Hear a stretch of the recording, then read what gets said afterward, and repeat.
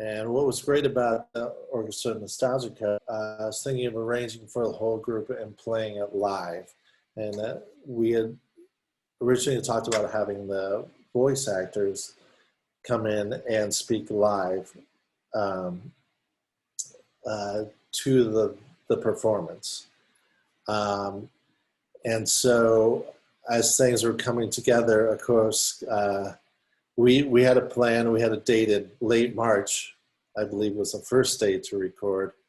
And then, of course, COVID hit in early March. And no one knew what that was. I believe that was late June. And worked it out and then decided that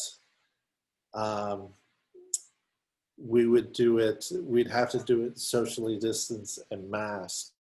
We went in and we just had to do several different sessions, like 3 to 4 players at a time, all in different rooms, wearing masks. And so we've divided the orchestra at that point.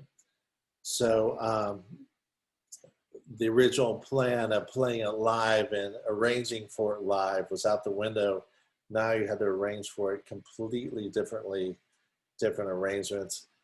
And then that affected the writing of the material and everything. So basically the approach was completely thrown out the window from COVID.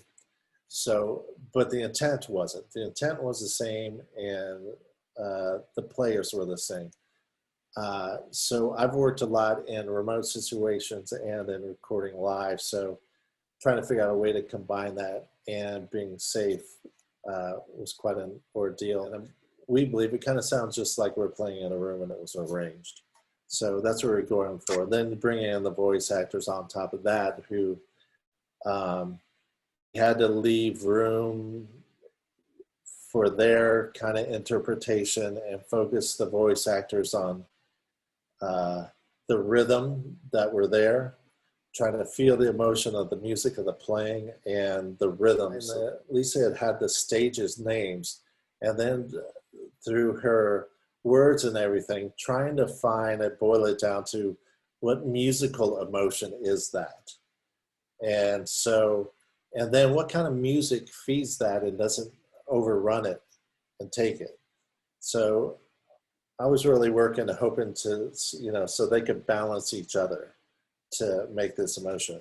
So I started thinking about different composers who did soundscapes or film scores, but also modern and kind of different. I'm always kind of looking for an edge to something.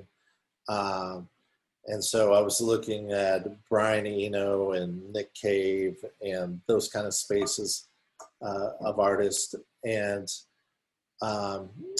once we boiled down, we got the words down and down and down and down.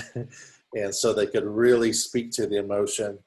Then it was laid in the bed for that somehow for it, but interactive at the same time. So which the responsibility of it being interactive was both the narration or the voice acting had to breathe so the music could come through and you could feel that.